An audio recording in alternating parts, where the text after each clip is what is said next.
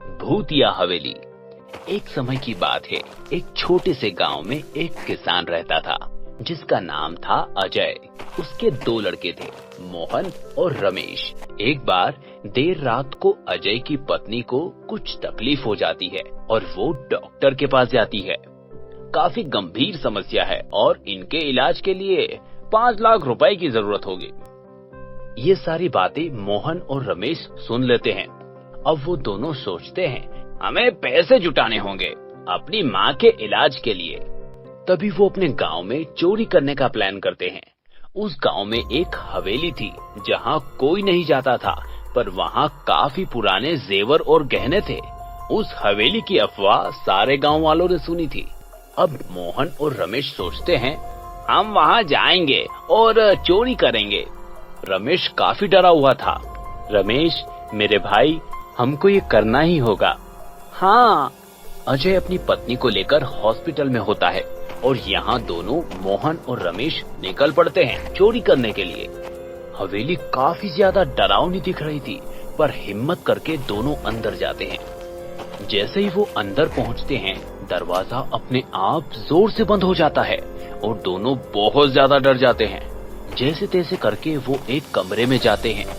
वहाँ काफी चमकते हुए जेवर और गहने नजर आते हैं, जिसे देखकर वो खुश हो जाते हैं। जल्दी से वो काफी सारे जेवर और गहने उठा लेते हैं, पर जैसे ही बाहर निकलने की सोचते हैं, तभी सीढ़ियों से उन्हें चलने की आवाज आती है और वो एक टेबल के नीचे छुप जाते हैं। टेबल के नीचे से उन्हें उल्टे पैर चलते हुए कोई दिखाई देता है। दोनों अपनी सांस और आवाज को रोककर रोते हैं और डरते हैं, क्योंकि वो कुछ नहीं कर सकते थे। जैसे ही मोहन उठ के देखता है तो उसे एक चुड़ैल दिखाई देती है, जिसकी बड़ी बड़ी आंखें और मुंह पर खून लगा होता है। दोनों और ज्यादा डर जाते हैं। रमेश, कुछ सोच भाई, यहाँ से कैसे निकले? भाई मैं क्या बताऊं, मुझे नहीं लगता हम यहाँ से जिंदा निकल पाएंगे। तू चुप कर यार, मैं कुछ करता हूँ।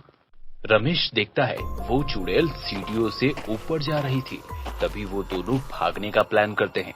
जैसे ही दोनों भागते हैं और दरवाजे पर पहुंचते हैं, वो चुड़ैल उन्हें देख लेती है और वहां दरवाजा भी नहीं खुल रहा था। दोनों बहुत कोशिश करते हैं, लेकिन वो चुड़ैल उनके पास पहुंचने ही वाली थी। वो दोनों सीढ़ियों से चढ़कर किसी दूसरे कमरे में पर्दे के पीछे छुप जाते हैं। कमरे के बाहर चुड़ैल भटकते हुए, मेरे गहने मुझे दे दो, वरना मैं तुम दोनों को खा जाऊंगी। मोहन, हम ये गहने दे देते हैं और निकलते हैं यहाँ से। अगर गहने दे दिए तो माँ का इलाज कैसे होगा? मैं नहीं दूंगा ये गहने इस चुड़ैल को। अब मोहन और रमेश को एक खिड़की दिखाई देती है, जिससे वो भागने का सोचते हैं, पर वो खिड़की भी नहीं खुलती। कितना घटिया हूँ मैं, यहाँ से निकल भी नहीं पा रहा हूँ। उतने में चुड़ैल आ जाती है उस कमरे में और दोनों एकदम शांत हो जाते हैं और चुड़ैल रमेश को पकड़ लेती है। हा हा हा हा हा, तू हाथ में आ गया और मैं तुझे पका के खाऊंगी और तेरे भाई को भी खाऊंगी। बचाओ मोहन भाई, मुझे बचाओ। रमेश के इतने चिल्लाने के बाद भी मोहन नहीं सुनता, क्योंकि वो वहाँ से निकल चुका होता है। अरे ये रमेश कहाँ रह गया, जाके देखता हूँ उसको। अब मोहन रमेश को ढूंढने लगता है, तो फिर उसे दिखाई देता है कि चुड़ैल रमेश को एक डिब्बे के नीचे आग लगाकर पका रही होती है। मोहन शौक हो जाता है और वो कुछ सोचने लगता है। तभी ये चुड़ैल के गले में जो हार है, इसको मैंने कहीं तो देखा है।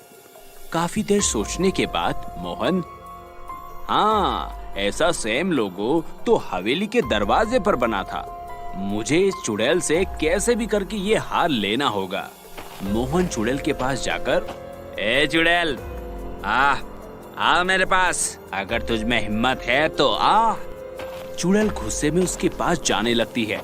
तभी रमेश उस डिब्बे से निकल जाता है और वहाँ रखे बैलन से चुड़ैल के सिर पर वार करता है। चुड़ैल के सिर से खून निकलना शुरू हो जाता है और वो बेहोश हो जाती है। मोहन जल्दी से वो डायमंड लेता है और दरवाजे की तरफ भागता है। तुम दोनों चाहे जितनी कोशिश कर लो, यहाँ से नहीं भाग सकते। मैं तुम्हें खा जाऊंगी। चुड़ैल उनके पास पहुंचने ही वाली थी कि वो हार की मदद से मोहन उस दरवाजे को खोल लेता है और दोनों भाग जाते हैं। अब घर पहुंचते ही वो आराम करते हैं और काफी देर होती है और मोहन खिड़की से बाहर देख रहा होता है। रमेश इधर आ, जल्दी देख। अरे बाप रे, ये चुड़ैल यहाँ तक आ गई। अब क्या करें? चुड़ैल पूरे गांव में चिल्लाती है। मेरे गहने मुझे दे दो वरना। सभी गांव वाले नींद से उठ जाते हैं और खिड़की से उस चुड़ैल को देखकर डर जाते हैं। अब सुबह होने वाली थी, इसलिए वो चुड़ैल अपनी हवेली में चली जाती है और बोलती है, मैं कल फिर आऊंगी और एक एक को मार डालूंगी। सुबह गांव में पंचायत लगती है और पूछा जाता है कि चोरी किसने की, बता दो। पर कोई पंचायत में कुछ नहीं बताता। मोहन और रमेश दोनों एक दूसरे को देखते हैं। रमेश, क्यों ना हम ऐसे ही सेम नकली जेवर बनाकर उस चुड़ैल को दे दे? हाँ भाई, ये अच्छा होगा। अब मोहन और रमेश जाकर नकली जेवर बना देते हैं जो एकदम सेम दिखते हैं और रात होने से पहले उस नकली जेवर को कुएं के पास रख देते हैं। रात में फिर चुड़ैल आती है और वो चुपचाप नकली जेवर लेकर चली जाती है। अगले दिन सुबह जल्दी से मोहन और रमेश जाकर वो गहने बेचते हैं और फिर हॉस्पिटल में जाते हैं। वहाँ रमेश, मोहन और अजय तीनों खड़े होते हैं। पापा, ये लो पैसे, अब माँ का जल्दी से इलाज करवा दो। तुम ये पैसे कहाँ से लाए? छोड़ो, पहले तुम्हारी माँ की तबीयत ठीक हो जाए, फिर बात करते हैं। अजय पैसे लेकर डॉक्टर को देता है और डॉक्टर ऑपरेशन स्टार्ट कर देता है। 3 घंटे बाद डॉक्टर बाहर आता है। कांग्रेचुलेशंस, ऑपरेशन सक्सेसफुल हुआ।